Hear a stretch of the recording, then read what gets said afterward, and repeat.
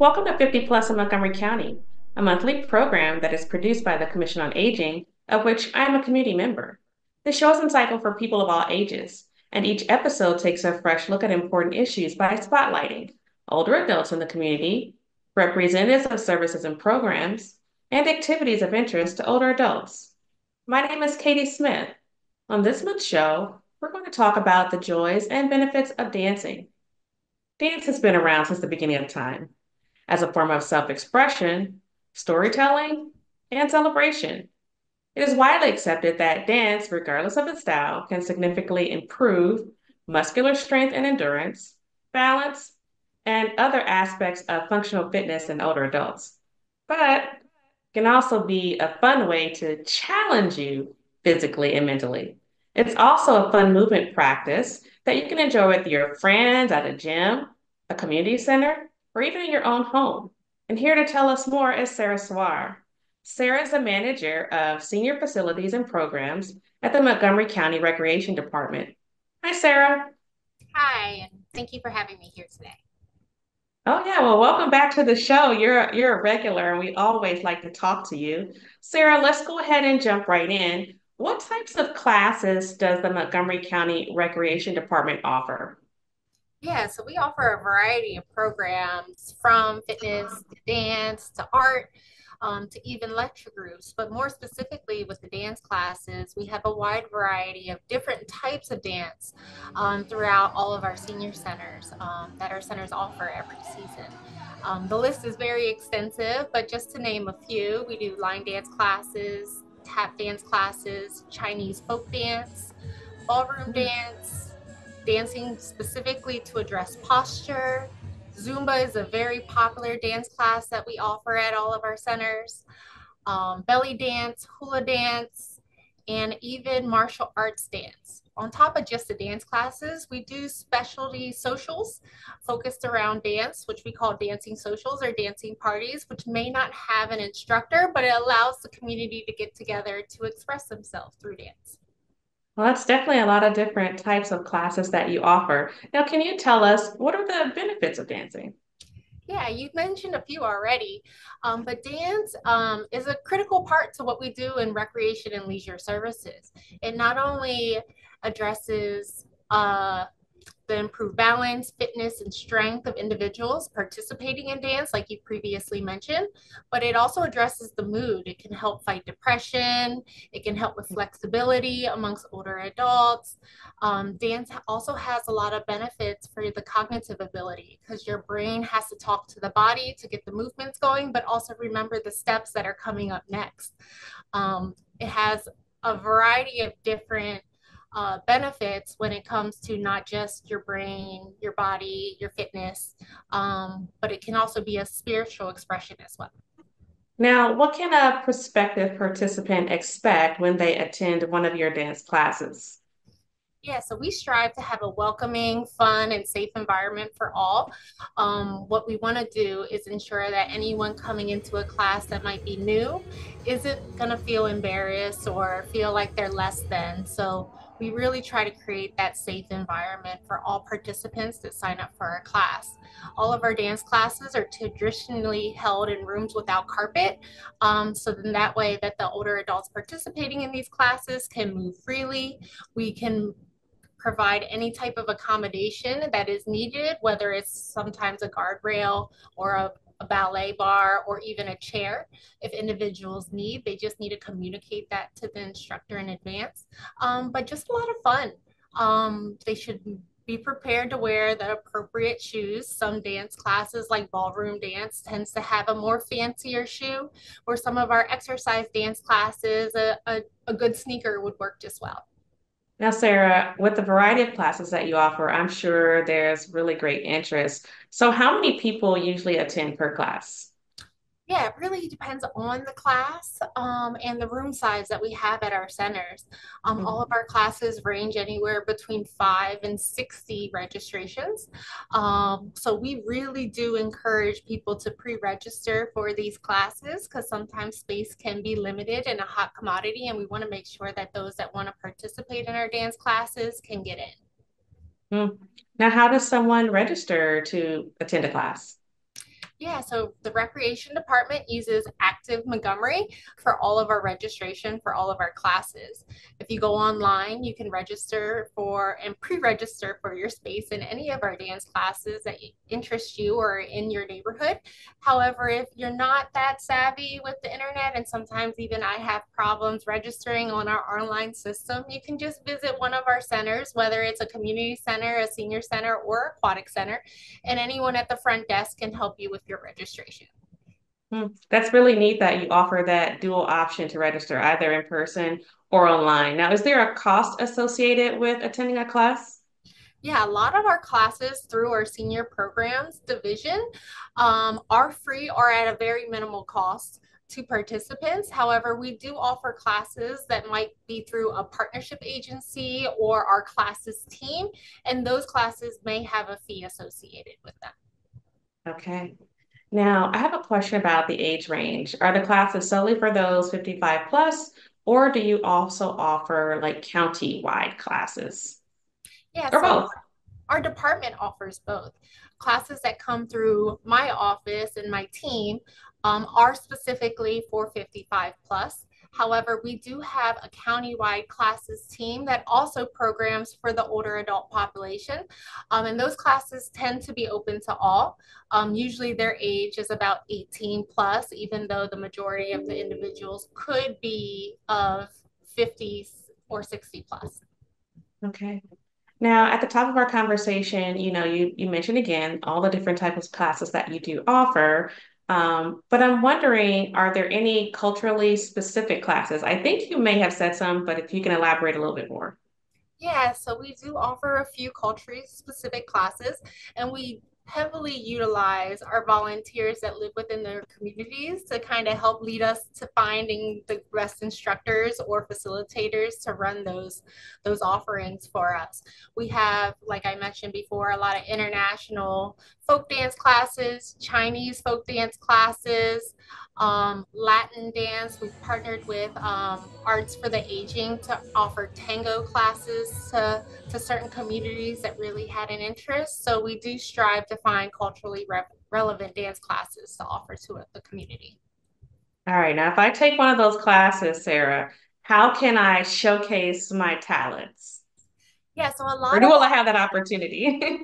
Yeah, so a lot of our classes, when it comes to dance or music, we offer them up when we have special events at the center if they would like to showcase or highlight what they've been learning over the last season.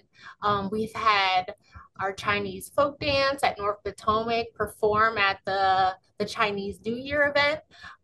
We've offered them spots to demo different opportunities at our barbecue bonanza that we last year did at Smoky Glen. Every center usually reaches out to a lot of their music and dance classes to help highlight the activities and showcase all of the fun things that individuals can participate in through the special events throughout the year. Wow, that's exciting.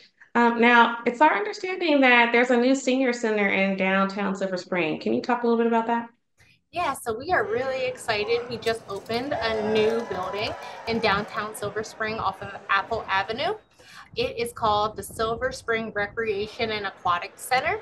This is the first of our kind where it would have a traditional community center, an aquatic center, and a senior center all within the same building.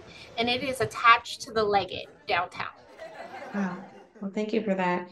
Sarah, this has been an insightful conversation. I hope that many people either log on to your website or go to one of the centers in person to sign up for a class, obviously to improve their overall physical health and well-being. But how can we stay in contact with you?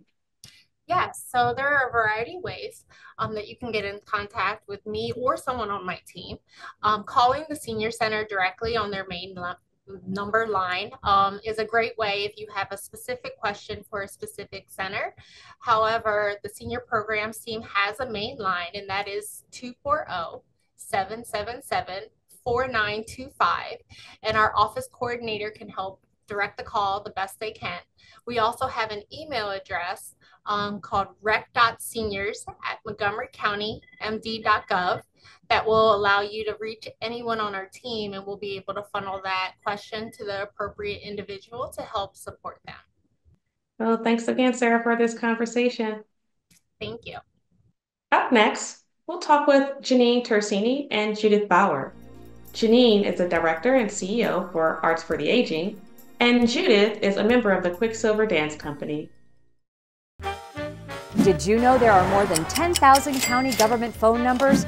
But there's only one number you need to remember for non-emergency calls, 311. MC311 is Montgomery County government's online telephone information system. Need information? Have a problem or complaint? Trying to locate a county government facility? Call 311. The call center is open Monday through Friday, 7 a.m. to 7 p.m. The website is available 24 hours a day, 7 days a week. Ride on Flex, Montgomery County Department of Transportation's on-demand transit service to help you get around in defined Rockville and Glenmont-Wheaton zones. There are no fixed stops or schedules. Just use the Ride on Flex app or call 240-301-3842 to book your ride.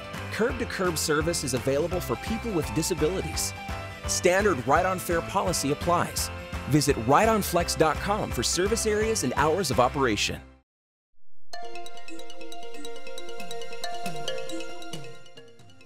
Welcome back to 50 Plus in Montgomery County. Joining me is Janine Tursini and Judith Bauer. Janine is the director and CEO of Arts for the Aging, and Judith is a member of the Quicksilver Dance Company. Hi, Janine and Hi, Judith. Katie. How are you doing today? Doing great. It's so nice to be here. I'm glad to have you both. Well, I'm let's glad go to be ahead. here. Great to have you, Judith. Well, tell us about the Arts for the Aging. Glad to. So, Arts for the Aging was founded in 1988 by a woman named Lola Sarnoff. She was an artist and a scientist and a philanthropist, and the origins of the organization grew out of a study that she helped to conduct with former colleagues at the National Institutes of Health. And that study showed that art making reduced agitation and improved moods and behaviors in people with Alzheimer's disease. So that was her aha moment, and she branched off and started Arts for the Aging. And since then, this whole field of creative aging has grown up around us. It's really exciting. And we've emerged as a pioneering leader in the field and having nationally recognized best practices. And then there's this arts and health, a larger field as well, that has been established over these decades. So we're a social service organization, and we bring the therapeutic power, the beauty of the arts, regular arts participation to older adults and their caregivers. And we're reaching people with diverse abilities and backgrounds, but especially in communities struggling with isolation and health and accessibility needs. Well, tell me, what sorts of programs do you offer? Yeah, glad to. There are 5 types of programs, and there's creative aging workshops, and I'm going to explain each of these, but there's creative aging workshops, there are heart kits, there are caregiver workshops, we have trainings for teaching artists, and we have our Quicksilver Dance Company. So our creative aging workshops are kind of our signature program. These are led by our professional faculty of teaching artists. They facilitate multidisciplinary arts programs, visual, performing, and literary arts workshops. They're participatory. They're inclusive of all levels of abilities. They're typically an hour long, and they're customized. And these are available in person or virtually. And they're meant to engage, as I've shared, older adults and caregivers with many different backgrounds and abilities. And they take place in group settings with our clients that are community and residential care settings, and then also in partnership with some of our community collaborators. The heart kits are visual and literary art kits that give materials and instructions that can help guide participants in hands-on art making. And they're meant to be for client participants and caregivers and give this framework for promoting socialization and connection through the arts. So, and then also caregiver workshops. These are also designed for groups, for professional and family caregivers. And these are the array of creative aging programs that we offer that I shared a little bit earlier, but they're for caregivers, and they're meant to help with burnout, to help cope with burnout and stress and process emotions in a creative way. And then we have trainings for teaching artists. We train our teaching artists, our faculty of 28 teaching artists. But then we're also partnering with more and more organizations that are interested in expanding their reach to older adults and caregivers. And so they're looking to train professional artists. So we're training professional artist cohorts in creative aging best practices because we want to help more boats rise in this field and to provide these services. And then there's Quicksilver Dance Company. It's our improvisational older adult dance company. We sponsor their rehearsals, their weekly rehearsals. It's co-led by a couple of our teaching artists, and company members are all 65 and older. They rehearse weekly and they present public performances, but then they also lead creative aging workshops with our clients and community collaborators in the settings that I talked about and with the settings that we talked about. So those are the different kinds of programs we offer. That's a lot, but really great programming. Of the five, though, can you elaborate a little bit more on the Quicksilver Dance Company? And I know that Judith is a member of that, but can you elaborate a little bit more? As you know, we have to be 65 years of age, but we have two of our members who are turning 90 this summer. We're 16 strong, and you know, we're a community. So we have bonded together as well as going out and working with our frail seniors, our community. Now, you mentioned the 16 artists, or being 16 strong with the Quicksilver Dance Company. Tell me, how do artists engage with improvisation to lead these programs? Or that particular program? Yeah, we are trained in improvisation. I mean, it's not just that you walk in and do anything you want to do, okay? That we want to make really clear. And we work, when we go into these settings, we work individually, one-on-one with the participants, and we go to where they are. So for instance, we may come up and offer our hands to someone, and the beautiful thing is that they will then begin to move because we are moving. They then join us, and then the magical moment when they actually take over the movement and they become improvisational dancers along with us. Many of them are in wheelchairs, and we've learned, for instance, you don't go around pushing people in their wheelchairs. You come in the front after you have permission to touch their wheelchairs, and we dance with them in the center of the circle or in their places. I really like that. Quicksilver Dance Company is for everybody. Now, tell me, what kind of health impacts does dancing have on participants? Oh, I'm going to start off by telling you my personal story. All right. When I was, I don't know, about 67 or so, I started having stents put in because of my problems with my arteries. And I spent my 70th birthday in the cath lab. And I said, that's enough. And so I hired a personal trainer, and he suggested that I take dance lessons. And I haven't been in the cath lab since. So it works. Janine, talk about the research that backs me up. Absolutely. Oh, yes. There's broad research around how participation in the arts, it creates social connection between people, and as our age and our health conditions change, of course, it's wonderful news because we know that these kinds of programs can decrease loneliness and depression and anxiety, and these kinds of decreases can also lower the risks of dementia. We get all those feel-good hormones and chemical messengers that get moving in our bodies when we connect and imagine and create together. So that's going on in our bodies. And then in terms of, specifically, I know we're celebrating dance here, especially. There was an article that came out in the New York Times a few years ago, and it exhibited studies that showed that dance provided multiple cognitive and physical health benefits, and it suggested that dance could be the kale of exercise, which I love. And so some of these studies that were cited one was from the Frontiers in Human Neuroscience, and it looked at brain scans of people who were age 68 and older who were doing either interval training or social dance. And it found that even though both of the activities increased the size of the hippocampus, which we need for learning and memory and equilibrium, only dance improved balance, which is important for falls prevention, of course. Something similar came out of the Journal of Aging and Physical Activity study out of McGill University, and it was a similar finding, but through tango dance, that older people had developed better balance, which can extend one's life longer. And then the New England Journal of Medicine also compares dance to what it can do to the brain, to solving crossword puzzles in terms of improving cognitive function.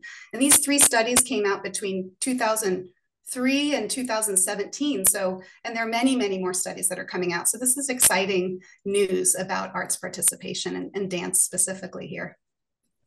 Janine, it's very exciting, and we have firsthand experience with Judith. Now, Janine, Judith mentioned that the dancers have varying abilities, but I'm wondering if you can specifically elaborate on how you meet the needs, like meet people where they are. We heard the example of the wheelchair, but is there another one? Yeah, well, communicating in nonverbal ways, for sure, through creative expression is one way, and validating responses and expressions. And respecting everybody's experiences and what the new piece of creativity that they're putting into the program is, we embrace it. We embrace it with creativity, we embrace it with compassion, humor, and improvisation. Judith touched on improvisation, and artists have this natural kinship with it. And it's very healing, because it means that there's no wrong answer when we make art. It's about building on what is put new into the world and validating it and accepting it and growing with it. So it's very healing in those ways. And this too is how we meet people where they are. And we also have different styles, all of our 15, 16 dancers who are there. And so if someone is not responsive to someone who comes in and, moves along a lot, then maybe they will be more responsive to someone who is slower in movement. And so, we try to keep ourselves aware of what people need.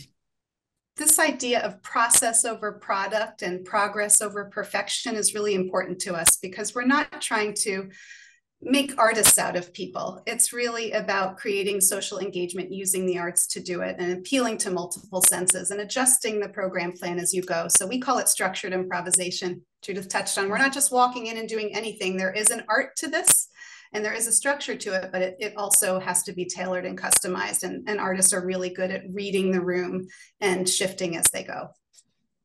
Along the lines of structure, I'm curious, is there a cost associated with participating in your programs? Yeah, so we're a 501c3 nonprofit organization. So we're primarily funded through grants and donations. That typically supports, or historically has supported, financial aid opportunities for some of the underserved communities that we're reaching. But our services are also fee-based, and financial aid opportunities can engage clients in some options addressing economic need. So yes, there's a fee for our programs, and at the same time, there's also some support for them as well. All right. Well, if somebody's interested in joining Quicksilver Dance Company, how can they do that? Well, they can always look us up on the internet. Remember, Quicksilver is one word, by the way.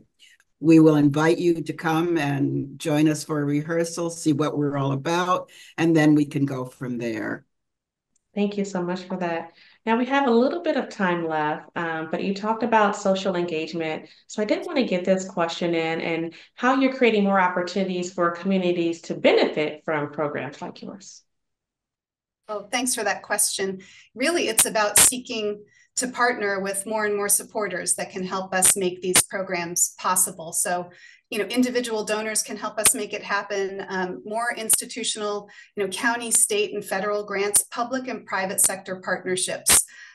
We've got a really strong partnership with Montgomery County through various contracting and grants programs through the Department of Health and Human Services and some recent American Rescue Plan Act funds, through the Department of Housing and Community Affairs, the community block grant opportunities that are offered to organizations like ours that we apply for. And then also the Arts and Humanities Council, Montgomery County, really wonderful partnership and resources coming through the county, and they can always grow. And we're always looking for more support and connections and ways to build the programs. We're also looking for opportunities to help train more teaching artists and organizations to do what we do. We know that we're not going to be able to meet the growing demand of all the older adults and caregivers that could use this kind of valuable and therapeutic programming. So we're hoping that more and more organizations will connect with us and want to deepen and expand their audience engagement to older adults and caregivers. And we're starting to see more and more interest in the market around that. And we're happy to see that. It's my understanding you have a program called Creative Connections, or can you tell us a little bit more about what that is? Yes, I'm happy to. The Creative Connections Project is sponsored by the Montgomery County Department of Health and Human Services, and it's to alleviate the negative health effects of social isolation by engaging in programs like ours. So we are seeking another 8 to 16 long-term care communities that don't have these types of programs to apply for these programs. We can offer a series of 4 programs between now and September under this opportunity, and we sure hope that people will connect. Organizations and communities reaching older adults and caregivers will connect with us about this. There's an application that's available on our website. Now, before we wrap, I do want to ask you, does the Arts for the Aging have a mailing list? We do, and you can find a way to connect with us on our website, but you can also write us at info@aftaarts.org and join our mailing list. Absolutely, we'd love to stay in touch with you, and we have all of our social media handles. Quicksilver is on Facebook, and we're on all the different social media channels, and I'm glad to share that information out. Janine and Judith, thank you so much for coming on and speaking with me today. I really enjoyed learning about Arts for the Aging. We hope you come back again. Thank you. We'd love to. It was our pleasure. Thank you. Well, that concludes our program for today. As you can see, the voices of those 50 plus matter every day and in every way. To learn more about services for seniors in Montgomery County, please visit the Montgomery County Seniors website by visiting montgomerycountymd.gov/senior or call the Senior Resource Line at 240-777-3000.